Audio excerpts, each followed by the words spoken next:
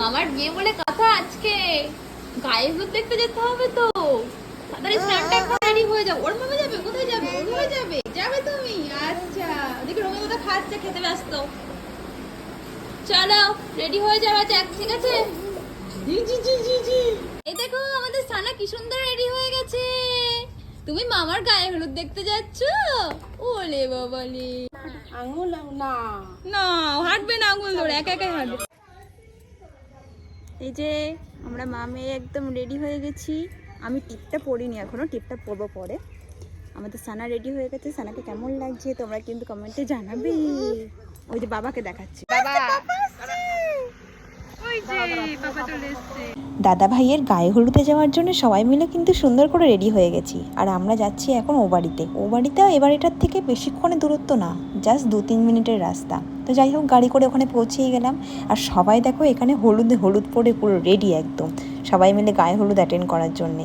আর এখানে সবাইকে একটু দেখিয়ে দিলাম। সানা আমার করে করে যাচ্ছে এখন।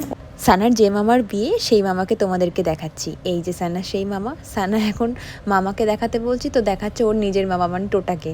তো সেই জন্য ওর মামা বলছে কি আমি তোমার মামা। যেখানে আভূতি পড়ানো হচ্ছিল সেই জায়গাটা একটু তোমাদেরকে চট করে দেখিয়ে দিলাম, আর চারিদিকটা একটু ঘুরিয়ে দেখিয়ে দিলাম। এদিকে দেখতে পাচ্ছ আমাকে আর সানার পাপাকে, আর এই ঘরটায় রেখে দেওয়া হয়েছে সানাকে। সানা এখন মাসিদের সাথে বসে কেমন চিল করছে, তোমরা একটু জাস্ট দেখো।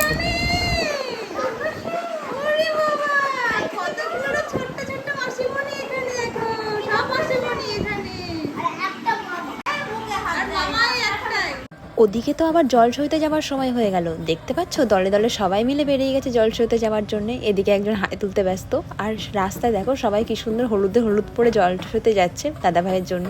আর লাইন দিয়ে ব্যান্ড পার্টি গান হতে হতে যাচ্ছে। আর ওয়েদারটা তো তখন ভীষণ খারাপ ছিল, দেখতেই পাচ্ছ কীরকম মেঘ করেছে।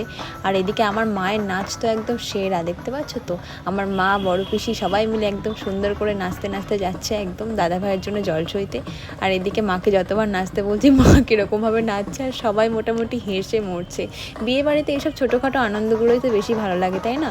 তো যাই হোক, সবাই মিলে জল টল ছোঁয়া হলো। জল ছুতে ছুতে তখন কিন্তু ওয়েদারটা ভীষণ পরিমাণে খারাপ হয়ে গেছিলো। আর আমার মা এদিকে কাঁচতে কাঁচতে আর নাচছে বলে আমার ভীষণ হাসি পেয়ে গেছে মার নাচটা দেখে। আর আলটিমেটলি বৃষ্টিটা চলেই এলো, তোমাদেরকে সেটাও দেখাচ্ছি, যার জন্য মাথায় আমি একটা ঘোমটা দিয়ে নিয়েছি। আর এই দিকে গায়ে হলুদটা স্টার্ট করা হয়েছে। জল ছুঁয়ে বাড়ি আসার পর দাদাভাইয়ের গায়ে ফাইনাল যে হলুদটা দেওয়া হচ্ছে সেটা হচ্ছে আর কি, সবাই মিলে দেওয়া হচ্ছে। আর এখানটা সানাকে নিয়ে আমি চলে এসেছি ওই জায়গাটায়। সানাও এনজয় করছে মামার গায়ে হলুদটা কীভাবে হচ্ছে না হচ্ছে সেই ব্যাপারটা পুরোটাই সানা একদম দেখছে।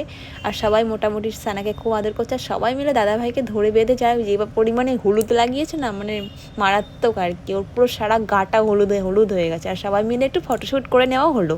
এদিকে ঝিরিঝিরি বৃষ্টি পড়ছিল বলে সানার মাথায় একটা আমার শাড়ি দিয়ে ঘোমটা পরিয়ে দিয়েছি। আর এদিকে দেখো আমার কাকিমা, মানে সানার ছোটো ঠাম্মি, কীরকম মুখে হলুদ লাগিয়ে দিচ্ছে দেখো। আর সানা চুপ করে বসে বসে কেমন হলুদ মাখছে, একদম যেন ছোট্ট বউয়ের মতন দেখতে লাগছে। আর এদিকে সানা কিন্তু উঠে গেছে তার বড় মামার কোলে, ঠিক আছে? এটা হচ্ছে আমার বড় পিসির ছেলে, আমার বড়দাদা ভাই। রাতের অনুষ্ঠানে যাওয়ার জন্য আমি কিন্তু সানাকে এখানে রেডি করতে বসিয়ে দিচ্ছি। সানাকে রেডি করার আগে আমি কিন্তু নিজের মেকআপ, শাড়ি সব কিছু করে নিয়েছি। আর এবার দেখো সানাকে রেডি করার পালা। সানা রেডি হতে হতে মাঝখানে এমন এক্সপ্রেশন দিচ্ছে, আমারই দেখে ওকে হাসি পাচ্ছে। মাঝে সাঝে কাঁদছে, মাঝে সাঝে হাসছে। আসলে আলটিমেটলি কি করবে বুঝতেই পারছে না। তো যাই হোক, মোটামুটি ওর লেহেঙ্গা, বেনারসি লেহেঙ্গা যেটা ওর অন্নপ্রাশনে কেনা হয়েছিল, সেটাই ভেবেছিলাম যে ওকে আমার দাদা ভাইয়ের বিয়েতে পরাবো। তো সেটাই পরিয়েছি, একটু নিত কোণে সাজানোর চেষ্টা করছি সানাকে। তো সানা মোটামুটি বেশ আনন্দ করতে করতে পড়ছে। সানাকে সুন্দর করে আমি সাজিয়ে দেওয়ার চেষ্টা করছি।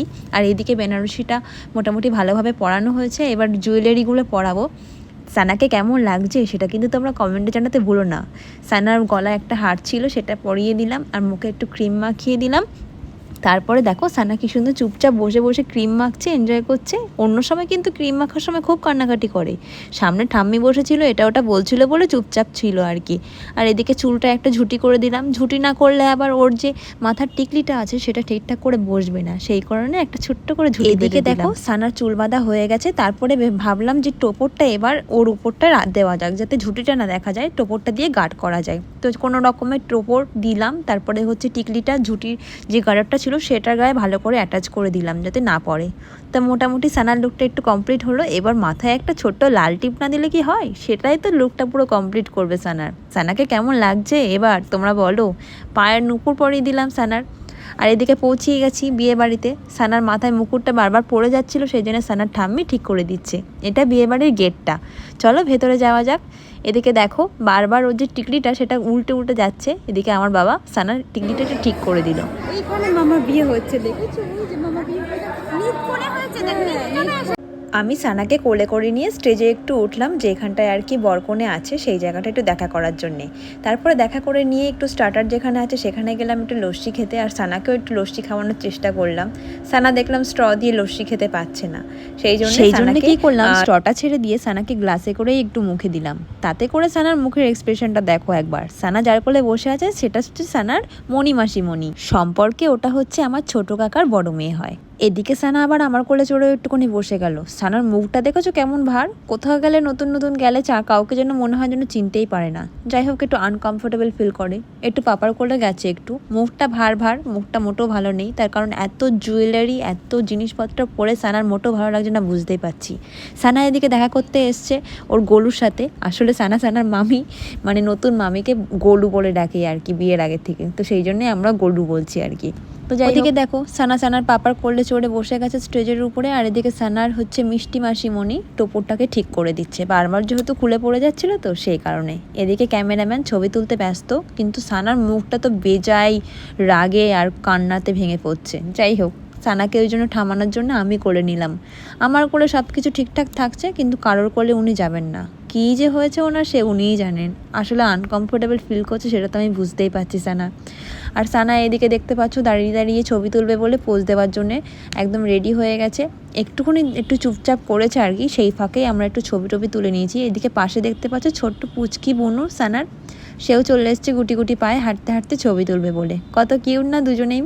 আর এদিকে দেখো সানা গরুর কোলে কি সুন্দর বসে রয়েছে। গরু আসলে সানাকে একটু ঘুষ দিয়েছে, হাতে যে ফুলটা দিয়েছে সেই ফুলটা নিয়ে সানা একটু চুপ করেছে।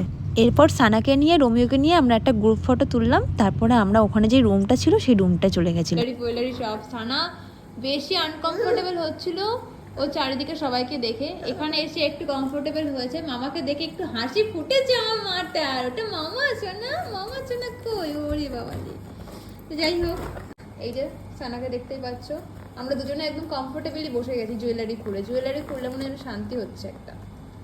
এই সানা ওখানে কি করতে চাইছে, হেলান দেওয়ার চেষ্টা করছে। ভিডিও এই অবধি, আজকে সারা দিনটা, আজকে সকাল থেকে বিকেল থেকে রাত অবধি আমাদের খুব ভালো কাটলো। এখন 11:30 বাজে, এখন সানাকে আমি একটু বাড়িতে নিয়ে গিয়ে খাওয়াবো, তারপর ঘুম পাড়িয়ে দেবো। সানা টাটা করে দাও সবাইকে, টাটা করে দাও সানা, সবাইকে একটু টাটা করে দাও। হিহি বুড়ি, একটু টাটা করে দাও সবাইকে। ওমা একটু সবাইকে টাটা করে দেবে, টাটা করে দাও সানা, একটু সবাইকে টাটা করে দেবে। Tata tata.